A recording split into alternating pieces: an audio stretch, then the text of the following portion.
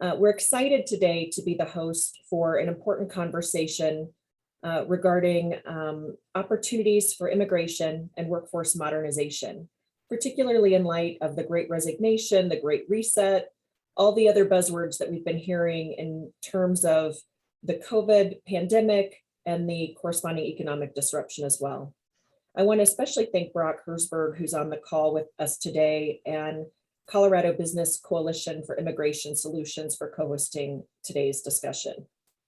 We have an incredible lineup of speakers that will be able to offer a diverse perspective on the current climate for our partners as we represent executives and CEOs from academia, business, community, and government. A recent Wall Street Journal op-ed by Michael Strain actually positioned this really in an interesting way, particularly the scenario for employers. As the workers have the substantial power because there have been relatively few of them when measured against employers' needs. In the 6 months prior to the pandemic's onset in March 2020, there was an average of 7.1 million job openings each month. Over the past 6 months, there has been an average of 11.1 million vacancies, a 56% increase. This presents not only a challenge nationally, but also for Colorado businesses amid a competitive climate to recover from the COVID pandemic.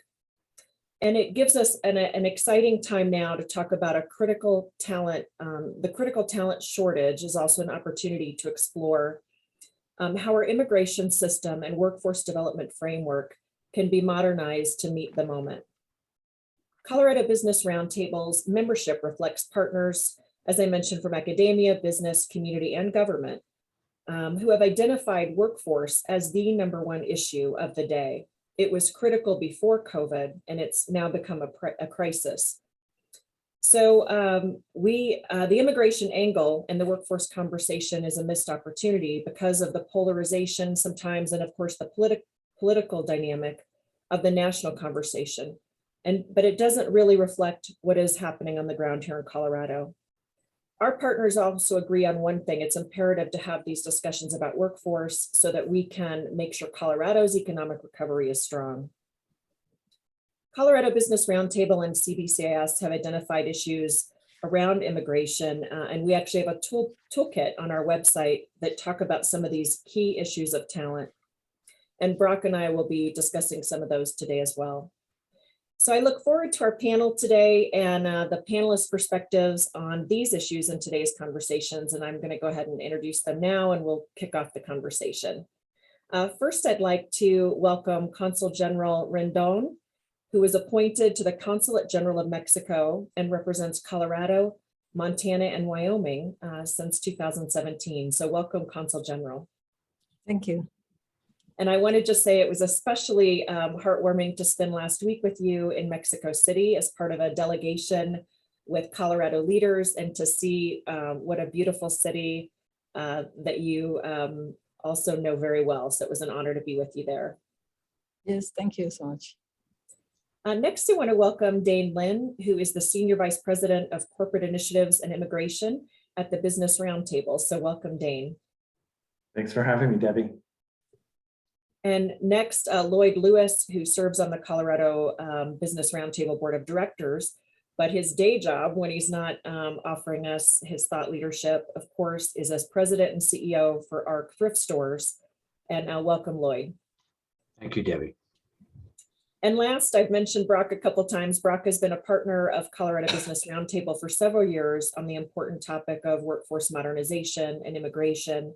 He's a partner in Capital Focus LLC, and he also serves as the program coordinator for Colorado Business Coalition for Immigration Solutions, or CBCIS. So welcome, Brock.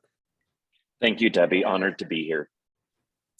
So to start our conversation, and it is one of those that I think, Brock and I have both been working on immigration issues here in the United States for quite some time. And it is one of those issues that certainly has the chance to divide and unify.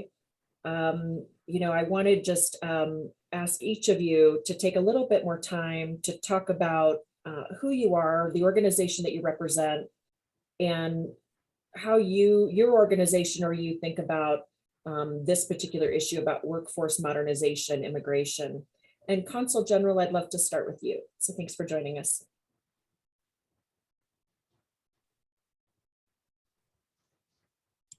Yes, thank you so much, and thank you for inviting me. It's been a pleasure to participate in different occasions on this issue with the Colorado Business Roundtable, and it's always a topic that comes up.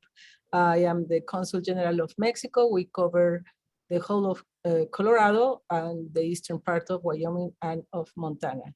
So we have a big population, especially here in Colorado. And immigration is something that we talk about all the time because our job is to serve two main aspects. One, to foster relations of Mexico with the states where we are appointed to, in this case, Colorado, Wyoming, and Montana, but also to bring services to the Mexican community, especially the immigrant community, which is the most vulnerable when they don't have documents. So that's mean to say that we talk, breathe, eat immigration issues all the time.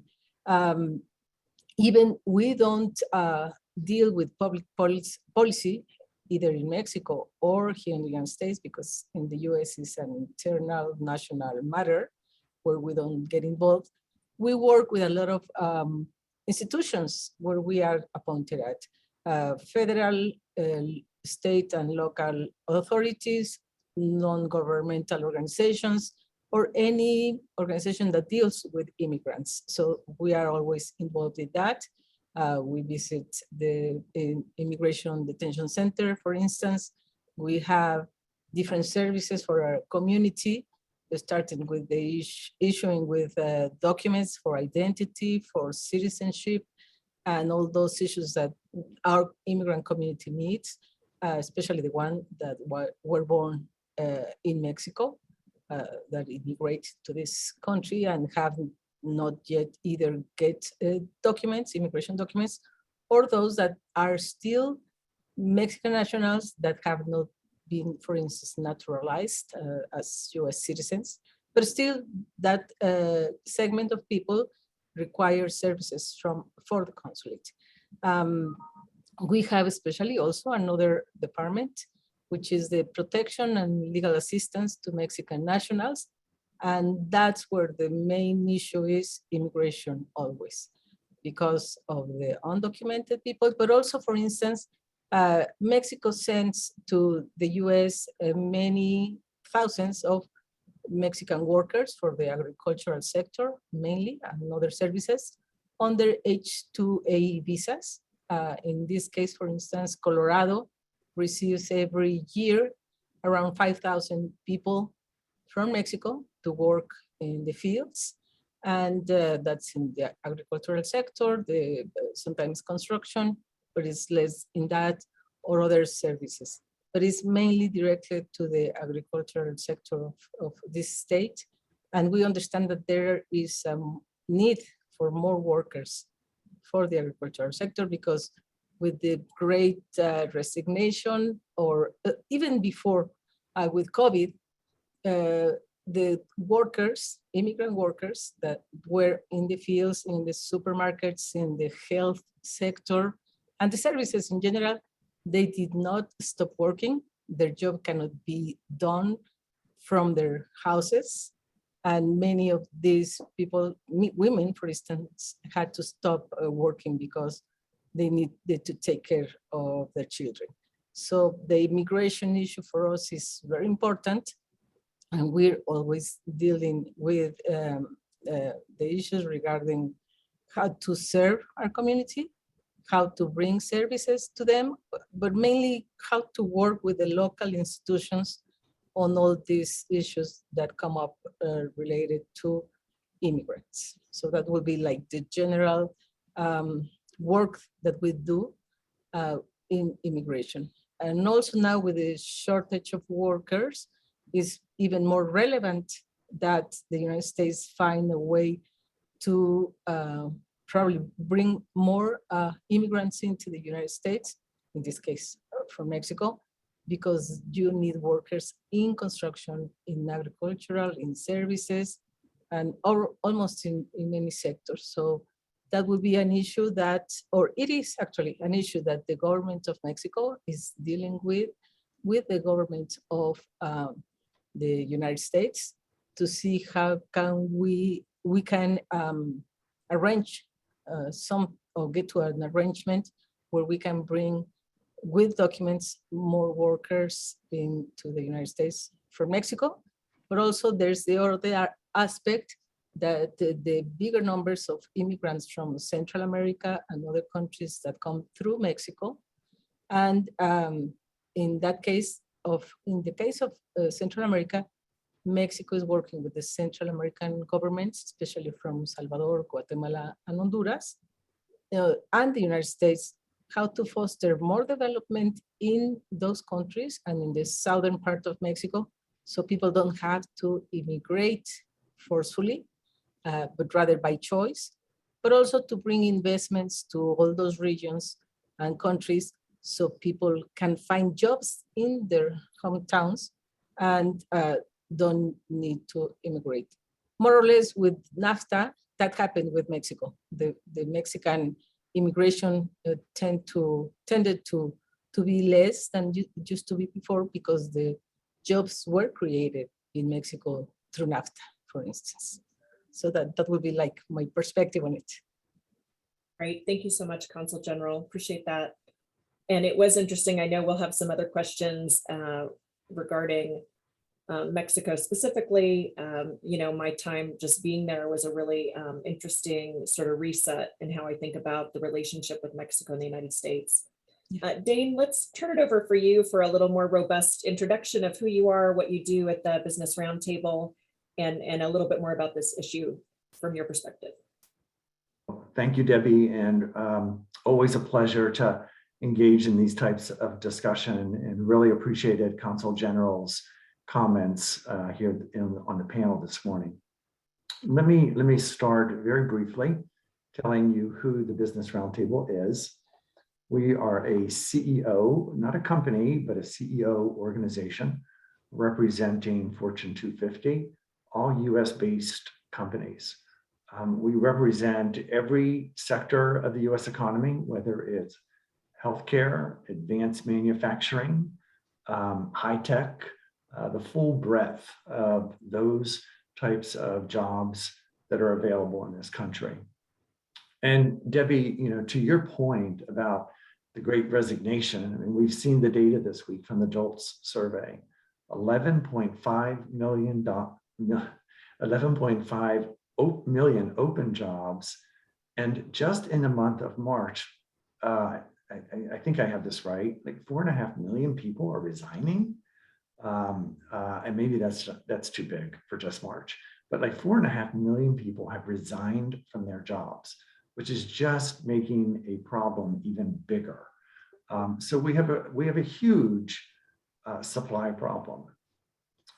Previous to assuming the position of Senior Vice President for Immigration and this newly created effort, Corporate Initiatives, I spent about 10 years working on education and workforce, leading that committee for BRT, and led that work for the National Governors Association prior to that.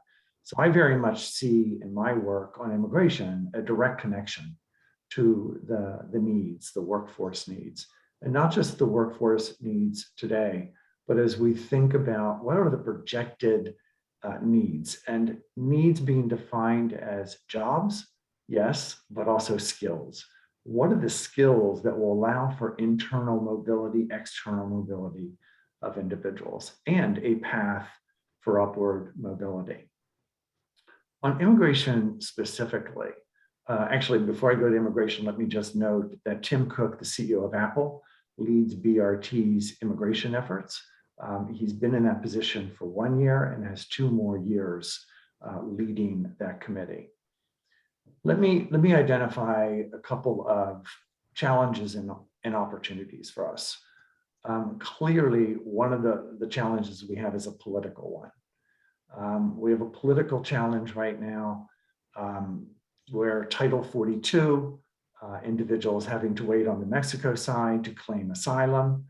And that is creating quite a stir if you've not been paying attention to the possibility of whether it's a COVID package, additional aid to Ukraine, or if there's ever going to be a Build Back Better, another stimulus package, with one party saying that the future, the possibility of any of those pieces is really contingent on the Biden administration's willingness to rethink lifting Title 42. The second challenge we face for companies, really, when I probably should have started there, is the economic challenge. The number of open jobs that companies have today. I mean, there is a real problem with the talent supply. And here we have a number of individuals from all over the world studying in our colleges and universities. They're all good colleges and universities, and we send them home after they finish their studies to take their intellectual talents back to their countries. Why wouldn't we want to keep that talent here to grow more competitive as a country?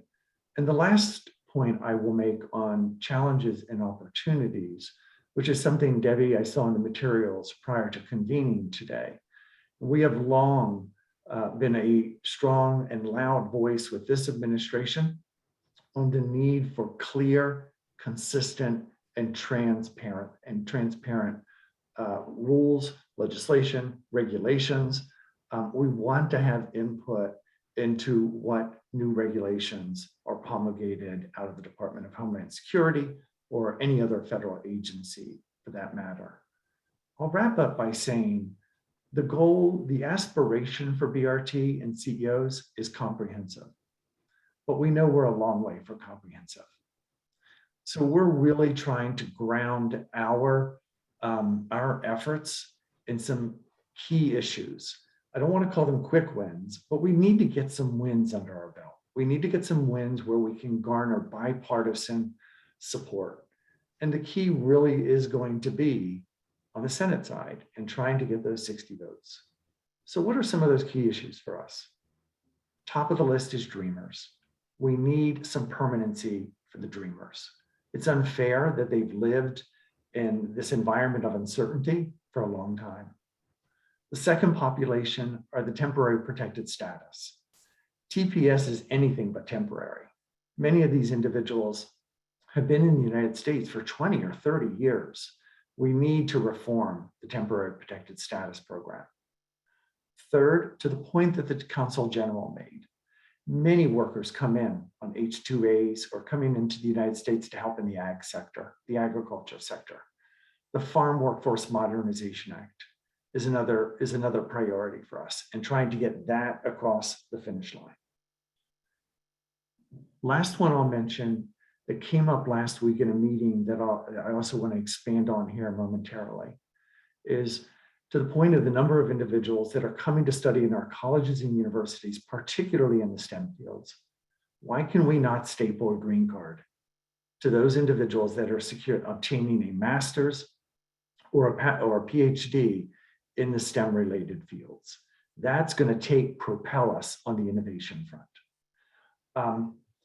So on those issues, we have started to meet. Last week, we started to meet with a bipartisan group of senators to see what can BRT do, what can CEOs do in particular to get out of this stalemate that we're in. And we're not going to pretend like we can wave a magic wand and fix this problem in one meeting. This is going to take multiple conversations. But I think we're very encouraged and have communicated we'll do whatever it takes. Our CEOs are willing to help members of Congress to do whatever it takes to get some of these issues across the finish line. Once we get some wins under our belt, then we can move to comprehensive. And last but not least, let me just talk about the problem, one of the other issues that we're facing today, which is why I have to excuse myself from this meeting at 12:30 momentarily. The refugee crisis. We have a number of Ukrainians who are now at the southern border. The administration, we're very pleased to see the administration launch United for Ukraine which will allow for 100,000 Ukrainians to come into the country. And I just learned yesterday that is not a cap. So it's so they've set the goal as 100,000 as opposed to the cap. Our member CEOs, to the point around the talent supply, are very interested in figuring out how do we provide a mechanism through this jobs portal that welcome.us has created, where Ukrainians and Afghans can take advantage of the jobs that our members have open. But the key challenge, and I encourage you as employers to try to influence the Social Security Administration. Employers cannot hire these individuals without a Social Security number. And these individuals are coming into the country under parole for 2 years. They too will have no permanency. We need permanency. And that's the Afghan Assistance Act, which we think should be folded in and include Ukrainians. So I think those are some of the issues that are important to us. I will leave, again, I apologize to excuse myself at 12:30, but we'll come back in shortly thereafter. Thank you, Debbie. Thank you, Dane. And if anyone's panicked about 12:30, it's 10:30 Colorado time. So as we have people who are like, oh no, I'm panicked, I've got a meeting to run to. But it's all good. Time zones, I've never been good with time zones. Thank you, Dane, for sharing that. And it's a real honor to be the state affiliate of the National BRT. And we look to you to provide thought leadership many times in our coordination with what we're working on. Typically I'm calling the Business Roundtable or looking for that thought leadership at that federal level. And I have lots of follow-up questions for you when you hop back on, especially around how to actually get things through in such a divisive political climate as it is today, and growing by the day probably. So with that, I want to turn it over to Lloyd Lewis, who has a tremendous background in the private sector in a handful of different leadership roles that he's held, currently now leading our thrift stores, and is going to provide a little bit of a private sector opinion too. But Lloyd, introduce yourself to the audience and a little bit of your feedback on this important issue. Sure, I'd like to start off first by saying it's an honor to be on such a distinguished panel. And Consul General, thank you so much for all that you do, and Dane and Brock and Debbie, your leadership. So I am in my 17th year as the CEO of the ARC Thrift Stores.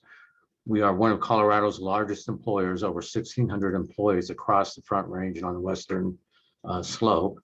And we're a proud member of the Colorado Business Roundtable. And I am honored to chair its community committee, where we talk about all of the philanthropic support that all of our great companies provide to Colorado, supporting homelessness prevention, supporting substance abuse needs, supporting vets, supporting so many important causes across this great state. And then I want to talk a little bit about our position on some of these issues. So we take great pride on the diversity and inclusion in our workforce, great pride. Our employees really reflect the communities we serve. Diversity in language, backgrounds, disability status, educational status, all walks of life. We deeply believe that diversity of different backgrounds and viewpoints have a positive effect on our business and the community. And we actively hire individuals who have come to the United States as refugees. They are thriving with us. Our profound belief is that immigration is good for the community and good for business. There are a lot of people, particularly younger people, who have the talent to thrive in a retail environment like ours, but are unable to work legally or their legal status is in jeopardy. We miss out on that talent as a business, but also as a community. We have so many wonderful employees from all over the world, from Mexico, Central America, Sudan, Afghanistan, Nepal, India. We're very proud of that. We, of course, follow federal I-9 guidelines and e-verification, confirming work permits, green cards, visas. But I'm concerned as an employer that at times our current immigration policies can disrupt our supply chains, which increases costs for businesses and consumers. I'm concerned that at times they can create gaps in medical care and the sciences, which makes it harder to grow the economy in rural and suburban areas of our state. At times, it makes it more difficult for small businesses to hire overseas talent. At times, denies workers and businesses opportunities to enter into mutually beneficial employment relationships at their choice. And sometimes rewards unscrupulous employers who dodge tax laws and minimum wage laws by exploiting the undocumented. So we are very proud of our workforce, and we are growing as a company, and we are growing in our hiring needs. And we would love to see improved immigration policies that help our company and other companies across this great state hire the talent that we need and streamline some of the immigration issues that we confront. Thank you, Debbie. Great, thank you, Lloyd. And it's we're really honored to have you on the board of Colorado Business Roundtable, and particularly your leadership on our community committee as well. So thanks for being here to give a business perspective to the panel. Last but not least is my partner on some of these issues, longstanding Brock Hersberg with Colorado Business. Gosh, I always butcher that, don't I, Brock? It's the craziest name, CBCIS, Colorado Coalition for Businesses on Immigration Solutions. You're going to help me on that one, but welcome, Brock. Tell us about you and why this issue is so important to you. Great, thank you, Debbie. And yes, I am here today talking with you all. I'm very honored to partner with Debbie and the Business Roundtable on behalf of the Colorado Business Coalition for Immigration Solutions. So I think for the next half hour to 45 minutes, let's just call it CBCIS, and we'll be done with that. But greatly appreciate it. Appreciate being on this panel. I think the panelists that Debbie, you have put together really speak to the desire and need to see something done around immigration reform. I appreciate the Consul General's comments and then Lloyd and Dane's comments as well, because I think it does give a flavor of the need and the gravity of this topic. Our coalition, we are made up of Colorado-based businesses, trade groups, and chambers of commerce to come together and try and find a common sense approach to the immigration conversation and debate. We are fortunate to partner with the American Immigration Council, which is formerly known as the New American Economy. They are the ones who put together all of the data and research that is used at a county level, a state level, regional, and national, and that members of Congress use to back up and bolster the arguments for why we need immigration reform, and that people here in Denver under the Gold Dome at our Capitol also use those research key points. So we're very fortunate to partner with them. Our coalition, and I think this is why we partner and gel so well together with the Business Roundtable and Debbie here in Colorado, we are made up of just over 50 coalition members. And this ranges from organizations like Covert to individual business owners of every size and spectrum that you could think of, from pretty much every industry that impacts Colorado, whether it's the restaurant industry, hotel and lodging. The Consul General mentioned agriculture.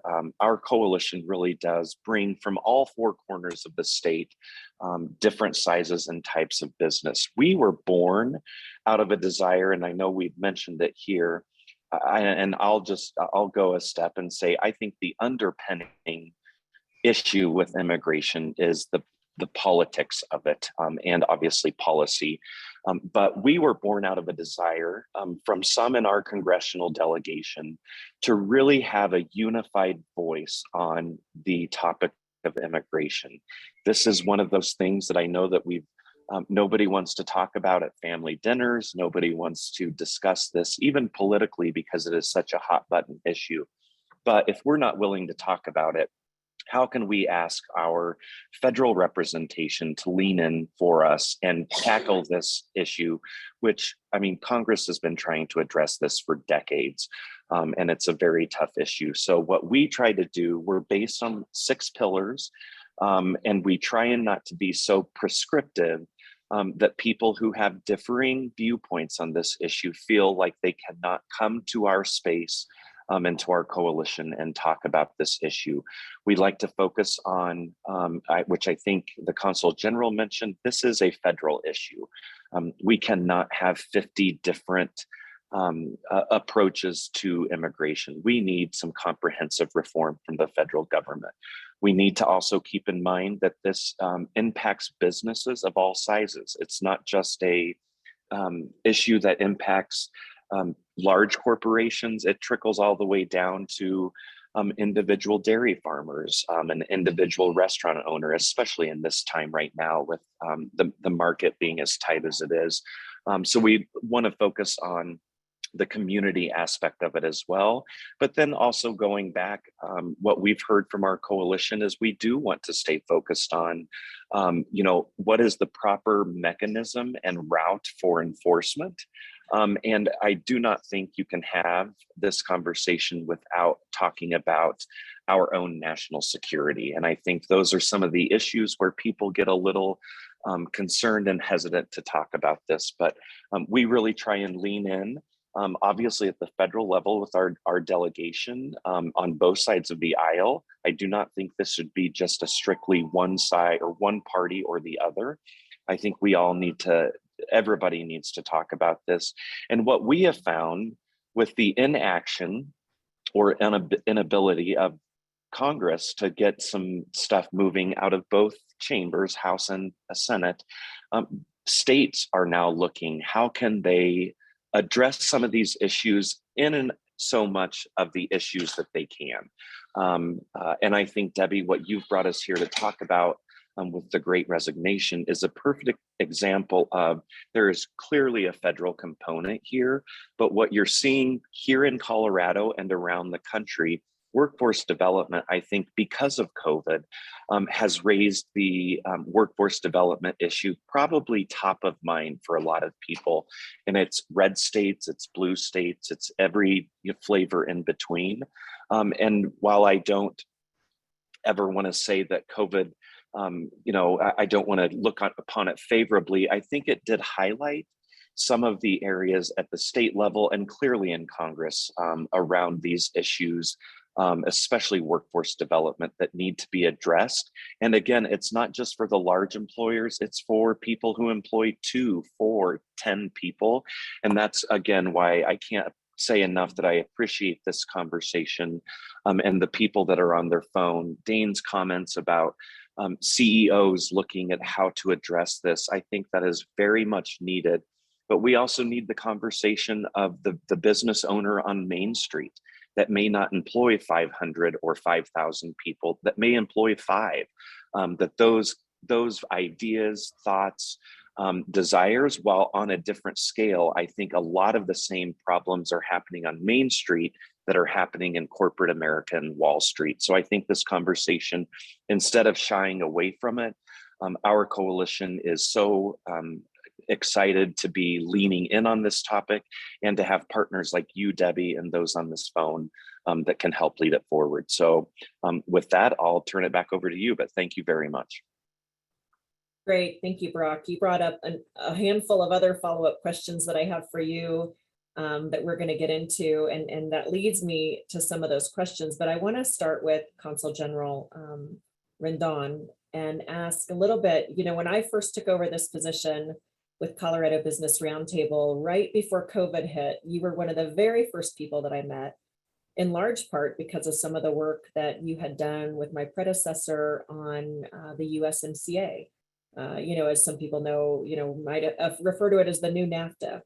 But I'd love to know, looking back, as have had its implementation now for quite some time, how are you seeing the USMCA impacting relationship with United States, Canada, and Mexico, of course, but also on the topic of immigration? What are you seeing in terms of how that's been executed? Yes, thank you, Debbie. Well, the thing with USMCA, or TEMEC, as we call it in Spanish, and the Canadians have another name for it, is that it is more or less the same as NAFTA, with different issues that were talked about. But unfortunately, as it was with NAFTA, the immigration issue is never in the discussion. It's never in any chapter, not even mentioned in either NAFTA or USMCA. So that's one of the things that Mexico tried to push before, but the United States definitely didn't want to have the issue of immigration in NAFTA or TMEC. So there's no point there on the relationship between trade and immigration on one side.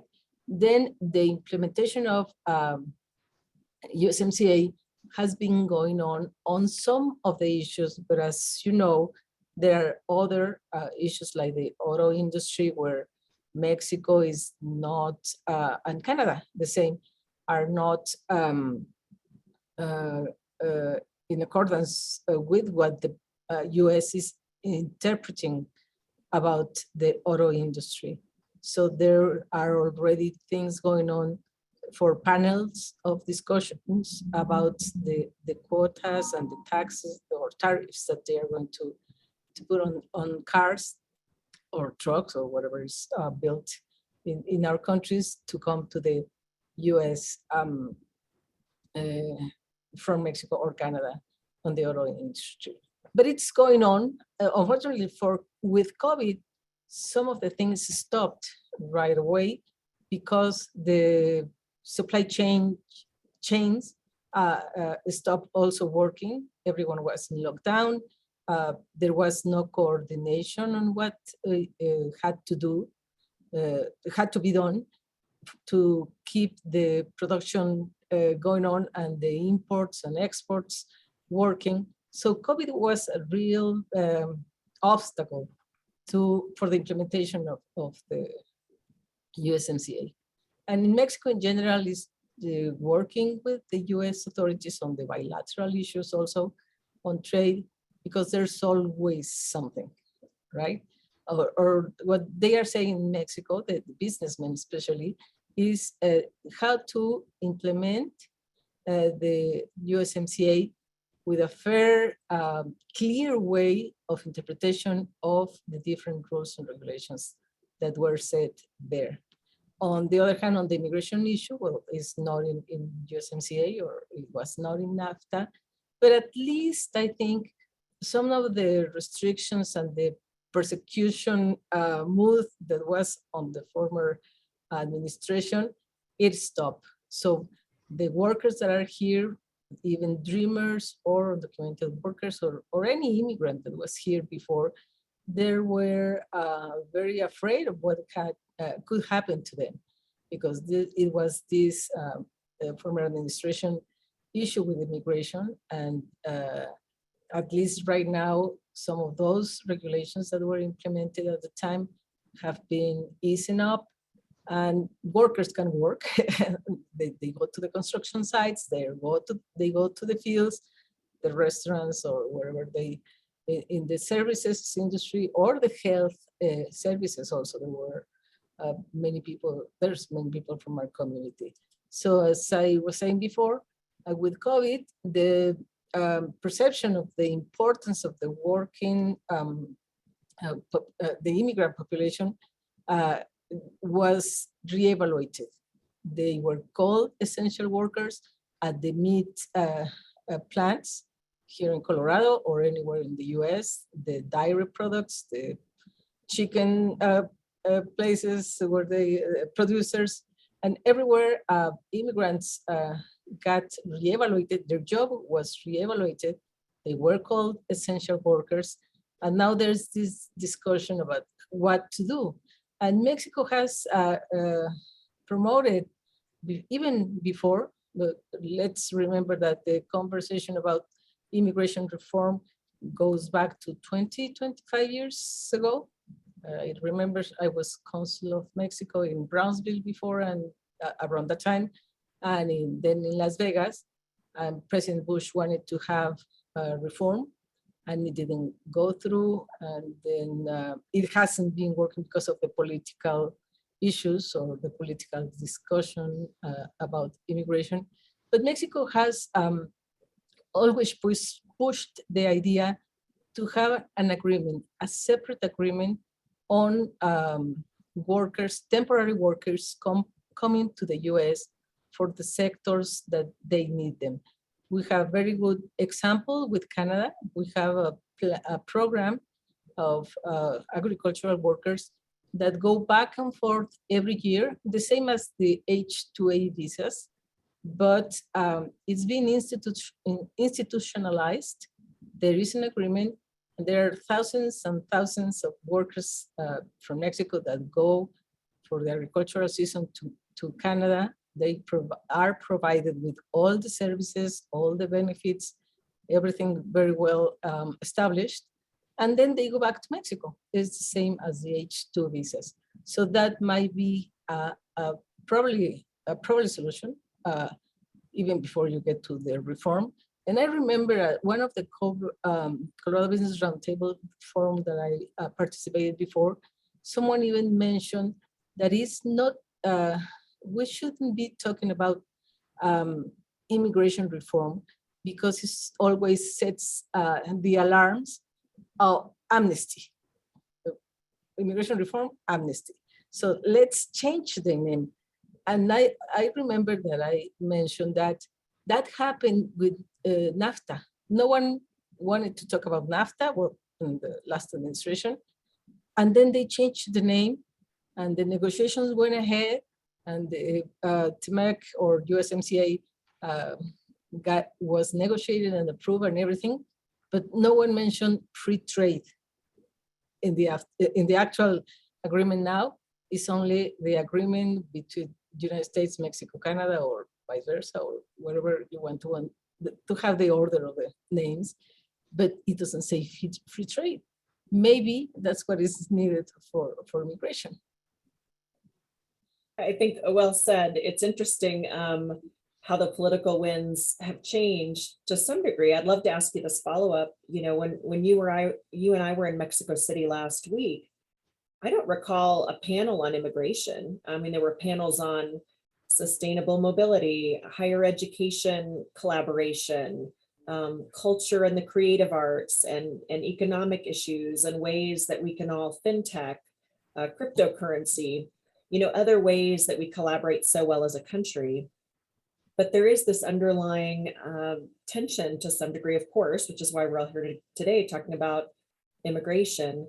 And I've seen in some of our conversations with CEOs and executives, particularly in light of the talent shortages, that there's a renewed willingness to talk about the issue in kind of a fresh light. And Consul General, are you seeing that as well in terms of just you've been doing this a long time? Are people willing to have a conversation today that perhaps they weren't willing to have a couple of years ago on this topic? Well, maybe, but not where the issue is to be resolved, which is at the US Congress, because of the political environment, because of elections, because there's always something. I remember when President George W. Bush was ready to do that, and there was a bipartisan, more or less, agreement that was, I think, Senators Kennedy and McCain, they were already talking about that. But all of a sudden, the 9/11 conflict came in, and everyone forgot about it. And every time that someone wants to talk about immigration reform, there's something. And as I mentioned, it's 20 something years that it has been discussed. But remember what we talk about in different panels in Mexico City with the Biennial of the America Summit there. I remember two things. First, regarding where the immigration issue more or less was not even mentioned, but it was implied. First, Ambassador Ken Salazar mentioned, right now we have around 15,000 students, Mexican students in the US. Compared to China or India, that is nothing. And the goal of Ambassador Salazar is to bring tenfold more students, Mexican students, to those areas that are needed. STEM in particular, and to bring workforce into the United States under some similar situation that Sid was mentioned, bringing students and then they use their talent that they already learned in the US. And the other panel was about the higher education one, where one of the panelists mentioned that it's necessary now to train our students into the soft skills, no longer the traditional ones, but let's look at how the market has evolved, the labor market has evolved in any country, I would say, and adapt the curriculum to these new needs of the workforce sector. Mm-hmm. Yeah, it was a great trip. I'm still processing all the things that I learned as part of that trip, so it'll be fun to debrief with you separately as well on that. I would love to turn back to Brock and talk a little bit, Brock, about the toolkit we created together. Gosh, it feels like a million years ago, but I think it was about 1.5 years ago that we created around this important issue, and really focused on, we had 5 key issues, which I'll let people know about. I'll put in the webinar as well. But out of those 5, and maybe you can give some sense of the 5, but really delve into maybe what do you think the top 2 are. And again, we've got, I'll just tell what they are. Number 1 was transparent, consistent, and predictable administration of immigration laws that help businesses invest and grow in Colorado.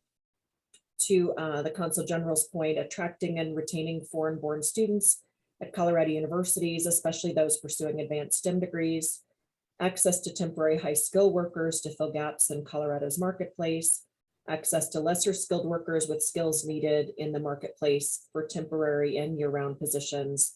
And then finally, policies encouraging and attracting immigrant entrepreneurs, like those who have started businesses and are employing Coloradans.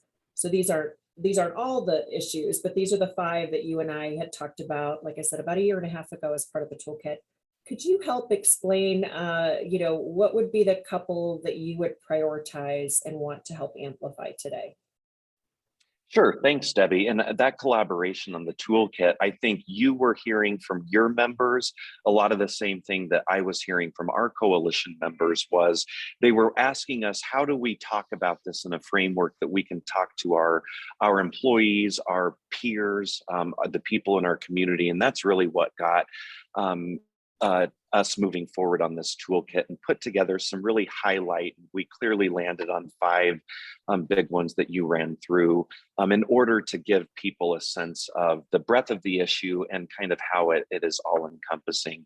In the time since we put it together, and we started this at the beginning of when COVID hit, and then was doing it throughout. And I think maybe some of this has changed, but I think the overarching goals of that toolkit are still the same. And I think from what I'm hearing from our coalition, from business leaders like yourself across the state, there's a couple of them that I think quickly rise to the top. And they're pretty broad, and they encompass a lot of things beneath them and around them. One, I think, and I've been hearing this, Debbie, back to your point of talking about this issue for well over a decade now. The one thing that I hear, whether you're a dairy farmer in northeastern Colorado or you are a healthcare worker in downtown Denver, one of the things that continually rises to the top is a need, and I think this is true for business in general, a need for some consistent rules and regulations around this issue.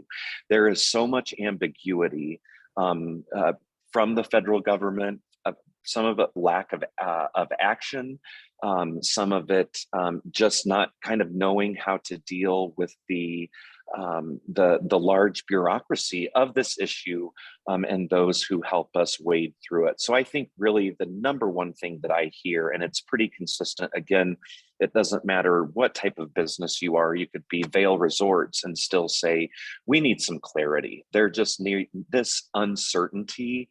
And it's not just uncertainty of what the rules and regs are. It is uncertainty around the workforce itself. Businesses cannot grow and thrive without some clarity. There are some members of our coalition, some of our business owners who have chosen as a particular business owner themselves not to expand their operation simply because lack of certainty around a dedicated workforce that is not scared to be here and that is feeding into our economy and helping it grow. I'm hearing from business owners here in Colorado, especially the small to medium size, lack of certainty is one of their number one, I don't want to say complaints, but concerns around this issue. And then the other, and I don't even know if I'd call it number 2 or 1-A, is a combination of the visa issue. This is something that, take for instance, the ski industry, and Ski Country is a part of one of our coalition members. They're a very seasonal, obviously, industry. There is a very limited amount of visas that they are competing for, and those visas, those get snatched up rather quickly. And I know that there has been some work on the H-2B program to give some relief to that, maybe to increase the caps. You've got others. The Consul General mentioned the H-2A program, which agriculture by and large benefits from that seasonal program. But you take a industry, for instance, the dairy industry, there is no visa for them because they are an agricultural production group that works 24 hours a day, 365 days a year. They don't have a need for seasonal workers. They have a need for year-round dedicated workers. So I think the visa issues, and you could throw in there even some of our smaller employers, family-owned restaurants who are competing against larger businesses for those visas. And sometimes that can be overwhelming. And I think some of that goes back to the first one that I mentioned about consistency within the rules and regulations. So I think the visa issue and the consistency of the program itself and the workforce rise to top. I'll end with, I could talk about all of them, but attracting the immigrant entrepreneur, I think, has become so extraordinarily valuable. You look at Colorado, some of the data, Debbie, that we took and put into that toolkit out of the American Immigration Council about, there's over 43,000 immigrant entrepreneur business owners in Colorado. They're generating over $1 billion in business revenue. They're employing well over 100,000 people. We have to make this economy and this atmosphere work for everybody. But I still go back to the consistency and then the visa issue. I don't think you can be in this arena talking about it without talking about the frustration and just the desire to see our visa programs reformed. Colorado has been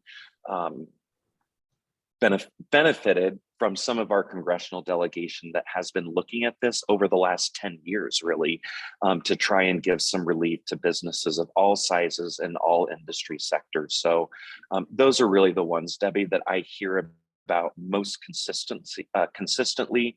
And it doesn't matter if you're a very large employer or somebody who employs 2 or 3 people. And I hear it from our chambers of commerce members as well, that they're hearing it from their members, that we need to lean in on this visa issue and figure out a way to make it workable for everybody up and down the workforce food chain, if you will. But those are really the big ones that I've seen come out of that toolkit, and you and I kind of blasting that around our social networks and getting feedback from members. Perfect. And Brock, as a follow-up to that, it's interesting to think about, we were reminded, of course, in the conversation that this ultimately is a federal issue, but to some degree, CBCIS, which has been working on this issue for quite some time, is really a bottoms-up approach for how do we figure out what leaders, whether again, they're in large or small businesses or community leaders, need to be involved to have that ground up support. Is that essentially why CBCIS is in existence? It's a large reason of it, Debbie, and kind of what I said in my opening comments. I don't think we can have the conversation without some of that, the ground up approach, because and you see this with your members, it's those people who are on the ground working and talking daily, not just to their employees, but to their peers, to their communities. That is where people are seeing the impacts of inaction or action that may be taken. And I think you cannot have this conversation without that voice of the actual community and small businesses that are on the ground trying to lean into this. I think it's integral to the whole conversation. And I think it's what makes it work, by pairing that voice with the CEO voice and with all the others, the advocacy community that is involved in this. These voices need to come together in a different way and not be so bifurcated about, I want my little slice of pie. I don't quite care what you get as long as I get my little lane. We can't have this conversation in silos anymore. I think that is the very reason we have seen literally decades of inaction on this. So I appreciate you bringing that up, and I wholeheartedly agree with you. Well, and that's a great segue for why Lloyd Lewis, the CEO of an organization, is part of the panel and part of the conversation. Is, a lot of times policymakers, it doesn't matter if it's here in Colorado or on the federal level, don't have the real on the ground experience running an organization, looking at talent shortages, looking at some of the regulatory, tangle that they have to sort through to get to accomplish their mission. So Lloyd, I want to turn it back to you. What have you seen as the CEO of a large employer here in Colorado that's very mission focused? It's the entire reason you exist. But the truth is, you're still running an organization with employees. What have you seen coming out of COVID in terms of the ability for you to hire and retain the talent you need in order to accomplish the mission that is so important to your organization? Like most companies in Colorado and across the country, it has become tougher for us to hire employees, to bring them on board. Our operation is very dependent on, in particular, employees helping us produce product for our stores. And, it's just been a big impact on, how do we attain our revenue goals, our production goals? How do we find employees? How do we retain employees? COVID's complicated that, and the Great Resignation has complicated that. We have this odd environment of 11 million job openings in this country, with millions of people around the world wanting to enter our country and work for us. And there's this big mismatch, and the impact on the ground for companies like mine is unfortunate at best. And that's something that we really have to address. And not only for us to hire employees, but the difficulties in the supply chain for my company and other companies. When there are labor shortages across sectors across the country, we want to put in 3 new stores this year. They're being delayed in opening because of supply chain issues for fixtures needed for our stores, various equipment, including HVACs. A lot of that is resulting from labor shortages that we're currently in the midst of. And, we really need to recognize that the complexity of our immigration laws and some of the arbitrariness is really impacting the ability of companies to operate their businesses in a way that really, result in bettering the lives of the families that we employ. There are estimates that there are 200,000 undocumented in Colorado, half of whom are working adults. And retail and other industries that need entry-level workers lose talent to the gig economy or the underground economy if we aren't able to hire these employees. So I agree with all of the recommendations I've heard on this panel. I would highlight that there really is a need to expand the number of green cards allowed each year. We need to pass reform for dreamers so that people brought to the US by their parents illegally when they were very young can integrate into our workforce and help our companies. We need to reduce barriers for companies looking to acquire skilled and temporary visas. And in general, unnecessary barriers are making it hard for our businesses to operate and grow. And I see this daily in my company with the labor shortage, caused by supply chain issues and COVID. Thanks for weighing in on that, Lloyd. One of the things I think that you've mentioned to me in the past is about the high cost of an HB1 visa and how this is particularly a barrier for smaller businesses in their ability to compete for talent. Do you have any extra thoughts you want to give on that particular item? Yeah, I mean, the ability of companies to seek out and bring in specialized work in IT, finance, engineering, medicine, academia is complicated in a lot of ways by our current processes and procedures for HB1 visas. There's a high cost, up to $30,000 for some companies. If you're a small company, that's not particularly doable. I think personally, Congress should consider giving subsidies to cover these costs. Caps on these visas need to be raised.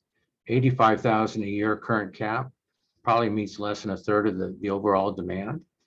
And we need to recognize the value that these talented workers bring to our society. Some of the key scientists who worked on COVID-19 vaccines were former international students, H-1B visa holders, and employment-based immigrants.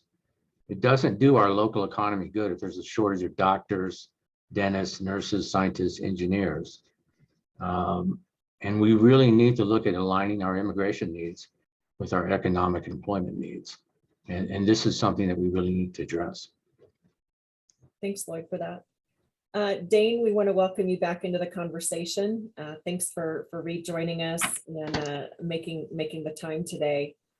Got a question for you. I mean, really where the rubber hits the road on this issue, of course, is at the federal level. And we've seen this issue, from all sides, being one of the most partisan and political issues, of course, in Washington, D.C. What do you see in light of this new quest and thirst for talent? What are you seeing as opportunities on the horizon federally for updates or modernization of our immigration system? I always try to be glass half full, but you are challenging me. I first want to pick up on a point Lloyd just made. 85,000 is just a drop in the bucket. I mean, when you look at the number of individuals or the companies that applied for H-1Bs for individuals, I mean, it's what's the number? 85 is the cap. And then you have the additional 20 for Masters Plus. I think we had 145,000 maybe, it might be higher, that entered the lottery. I mean, demand far exceeds the number of slots. So where is the opportunity here? I mean, we have seen through discrete pieces of legislation, like the per country caps. There's a 7% cap on individuals from countries. And for China and for India, where we get a lot of STEM talent, that comes nowhere to meeting the need. So we've really been supportive of Chair Lofgren, chair of the subcommittee on immigration in the House, her bipartisan bill, what Senator Lee has done, your neighbor and from Utah, the bipartisan bill he's tried to get through the Senate to lift those caps. We think that is, nothing's easy in immigration, but comparatively speaking, that's a good place to start where we have bipartisan agreement. We have a number of Republicans and Democrats that have signed on to the Farm Workforce Modernization Act. I mean, widespread bipartisan support. We have a lot of political will and bipartisan support on the DREAM Act. but the DREAM Act, the Senate version. But the politics is getting all wrapped up in this. And I think one of the things, just using it as an example that we have to be mindful of, and this is what, quite frankly, I'm going to say it bluntly, this is what's driving the Republicans nuts, is the scope of the dreamer population is changing. The goalpost changes. And the Democrats and the Republicans agree to who constitutes a dreamer by when they came into the country. And the Democrats have wanted to expand that pie. But we can't talk about any of these bipartisan bills. And this came through loud and clearly in our meeting with CEOs and a bipartisan group of senators last night, unless we talk about border security. And it's very clear to us. I think if you look at, go down to Texas, Senator Cornyn, who's instrumental in this debate. Senator Cornyn and Senator Sinema from Arizona have a bipartisan border bill. We're on record supporting that bill, but we can't talk about dreamers. We can't talk about TPS. We can't talk about per country unless we try to get agreement on border. And that doesn't mean just the wall. So this is exactly what we're trying to, this is where we're not trying to tell the senators how to do their job, but we want to be a part of the discussion in trying to get the Democrats to understand the importance of border, but trying to get the Republicans, border can't hold up everything else that's critical. So an answer, but a non-answer to your question. Yeah, it's all good. I mean, it definitely is, if it was solvable easily, right, it would probably be solved. Yeah. Do you see, as you've sort of touched on some of the different bills that are going through, some of the little bit of the sausage making in DC, do you see some real traction in the next couple of years potentially on this issue? Or do you, and again, not that any of us have a crystal ball, but Dane, how are you feeling about the next couple of years on this? Traction is probably not the word I would use. What I would say is we're not going to get anything done before the midterms. We're going to keep trying. I mean, you always have to keep your foot on the gas, but I think we have to really aim to get some of these things done during the lame duck. If we can't get any of this done, anything done by the lame duck, we're now into the presidential. And the chances just go down dramatically after the midterms, once we start that presidential election.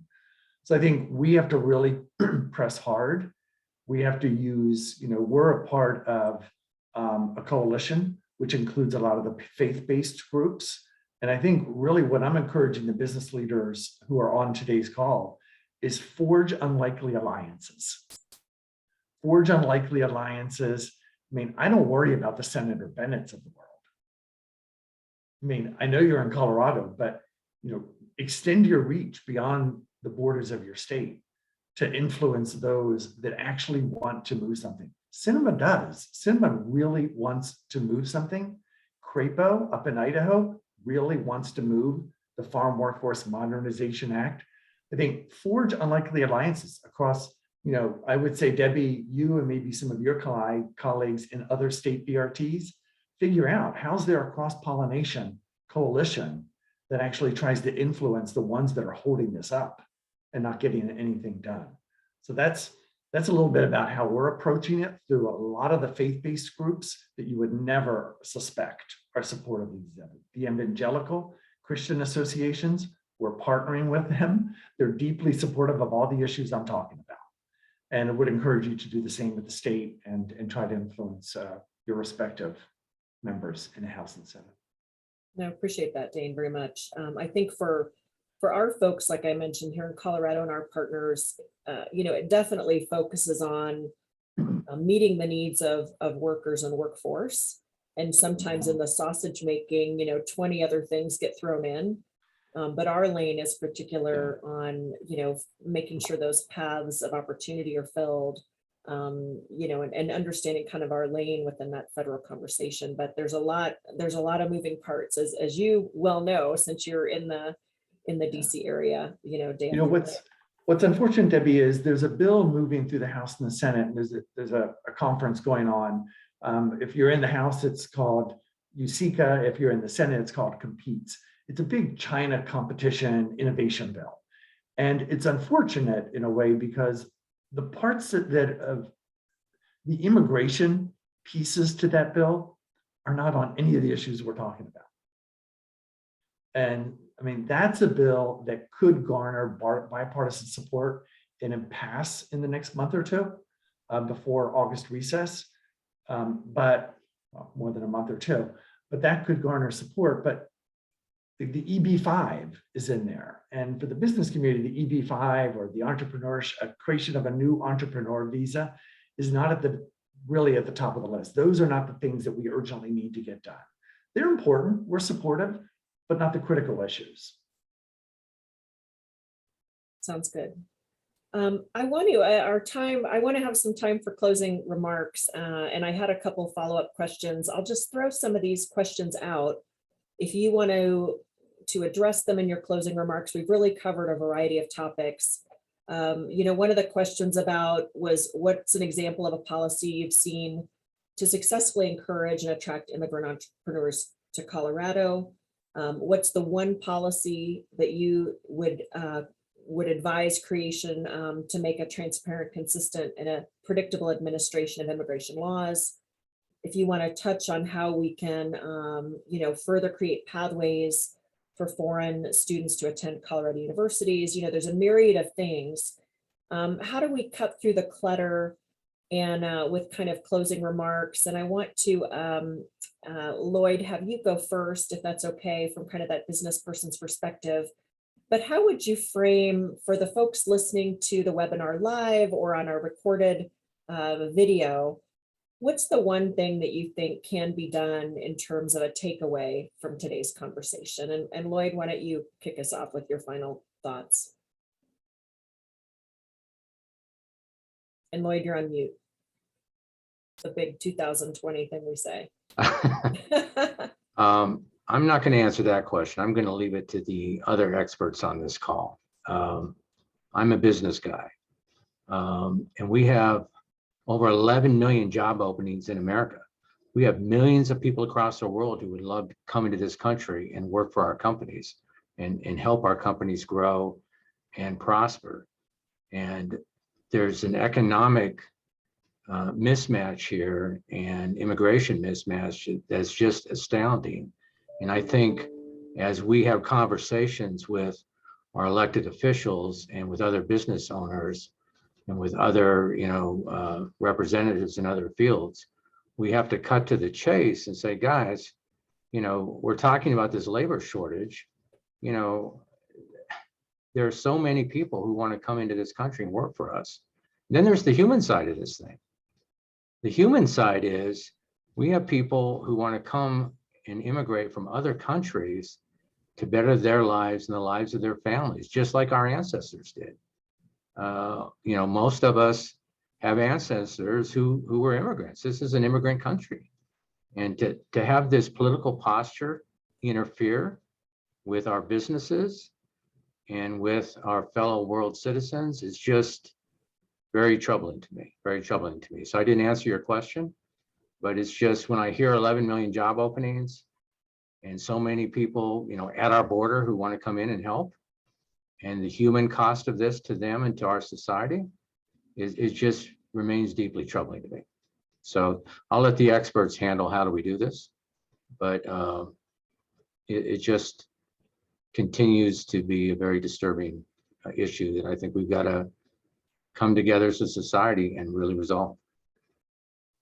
Thank you, Lloyd, for that. Actually, you answered it perfectly for someone who's an on-the-ground CEO and a problem solver. You know, you're not in the weeds on all the legislation. You're just trying to, you know, shine some light on the common sense of it all. So really appreciate that feedback. Dane, give us your closing remarks representing the BRT on this issue. Set aside the legislative activity, I want to focus just a moment on regulations. During the previous administration, we had 400 plus regulations created that created a barrier for business to do exactly what Lloyd talked about.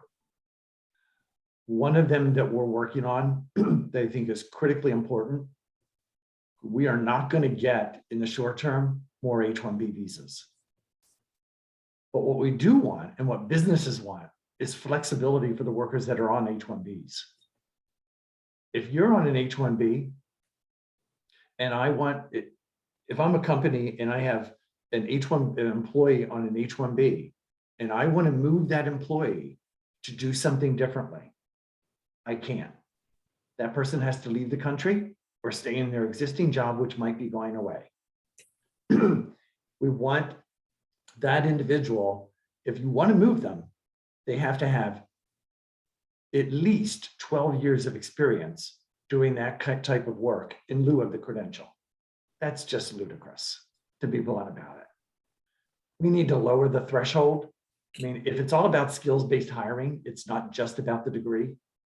We need more flexibility for employers to move those individuals around. That is one of several examples, and Debbie, I'd love to follow up with you. We've been closely working with the administration.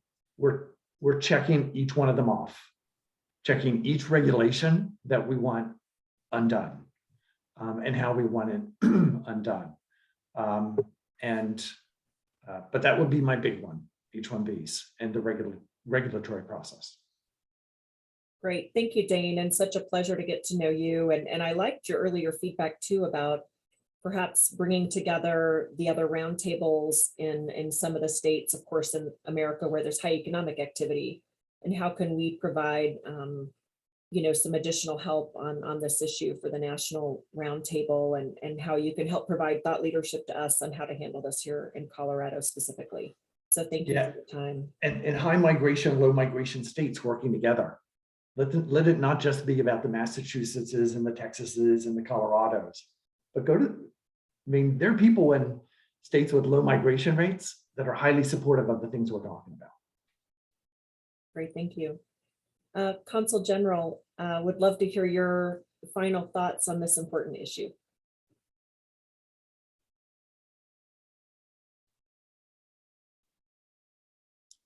Always forget to unmute. Thank you, David, Debbie, and the different panelists. It's for us, it's also a learning experience to see what the local organizations are trying to do, what their concerns are. But unfortunately, because there was a question in the chat, that what can the consulate do to get information from the businesses here on how to get workers from Mexico, for instance. And there's nothing that we can do that. That's a government to government, federal government discussion in Mexico and the US. But there are things going on at that level, the federal level discussions on different issues on the US-Mexican relationship. And in all aspects, immigration might be there somehow implied or really addressed. And for instance, we have this year and part of next year, the celebration of the 200th anniversary of the US-Mexican relationship. They are going to be doing a lot of things at the federal government. And then they have come up with a framework for security, the Mexico-US bicentennial framework for security, public health, and safe communities. And once you say safe communities, immigration is somewhere there.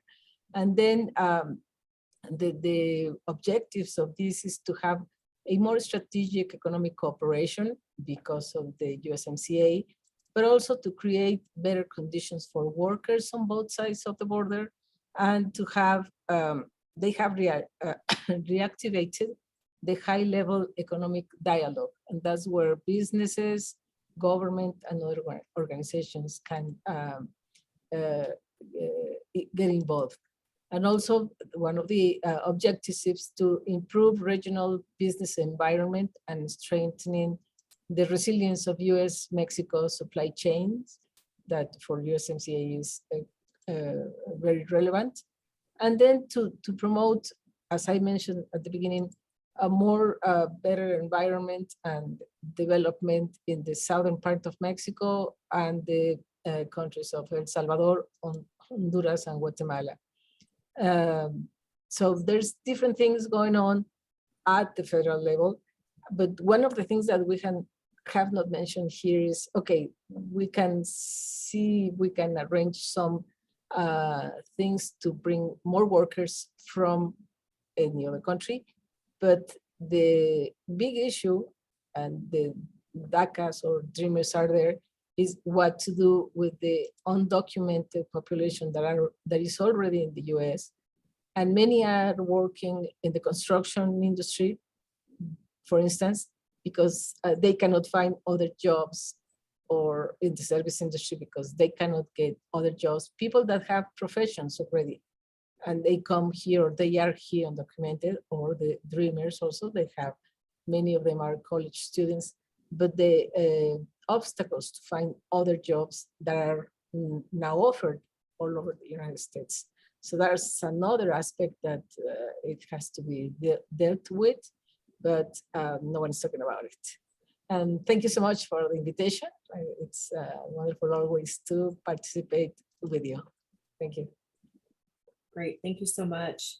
And to wrap us up too, I want to turn it back over to Brock, who again has been a partner with CBCIS. And Brock, give us your final thoughts as we wrap up the conversation. Yep, thank you, Debbie, and thank you for being a great partner with us at CBCIS. And I've really enjoyed the panel and the conversation today. The one thing that I would say is that this needs to be a conversation that more people lean into, and with an open mind. And we need to find solutions that would work for everybody. We can no longer blame this on, a certain party, a certain country. We need to lean in on this conversation. Businesses of all sizes need to be heard in this, and the communities need to be heard in this. I think what you've heard from all of us on the panel is there are clear national implications, whether it's security or migration issues, but these are people that are in our communities, that are powering our economy. And I think we need to talk about this in a different way. And instead of pointing the finger and always saying, well, it's their fault or his fault or her fault, we need to work together and collaborate to find solutions. Dane mentioned about the visa programs and how to make those better. Let's have that conversation, but let's have it in a way where we don't start out by saying, well, here's everything I don't want. The conversation has to shift, or it will never get anything done. So I really appreciate you bringing us together, Debbie, and appreciate the partnership with the Colorado Business Roundtable. Great, thank you, Brock, and thank you, General Consul Rendon, Lloyd and Dane, for being a part of the conversation today. For folks that are listening in, you can get more information as well on Brock's organization, or stay tuned to Cobert on additional conversations we're going to have on this critical issue. As we kicked off the day, we talked about workforce is a critical issue for Colorado's employers right now. There is simply not enough talent to fill the gaps that employers have in trying to recharge, re-engage, and restart Colorado's economy, which is doing really well, but folks are being held up again because of talent shortages. So as we think about workforce and immigration modernization, a couple of the keywords that came out from the conversation today, of course, are about consistency, predictability, transparency, and frankly, Lloyd just said common sense is what I sort of sum up Lloyd's comments with. So more to come as we try to bring our executives and our CEOs together to lean in on topics that are tough to solve in some ways, but we want to lean in and be part of the solution, particularly as it helps Colorado recharge after COVID. So thanks to everyone for joining us today, and we look forward to more discussions like this with Colorado Business Roundtable, but thanks for joining us. This concludes our program. Thank you. Bye. Thank you.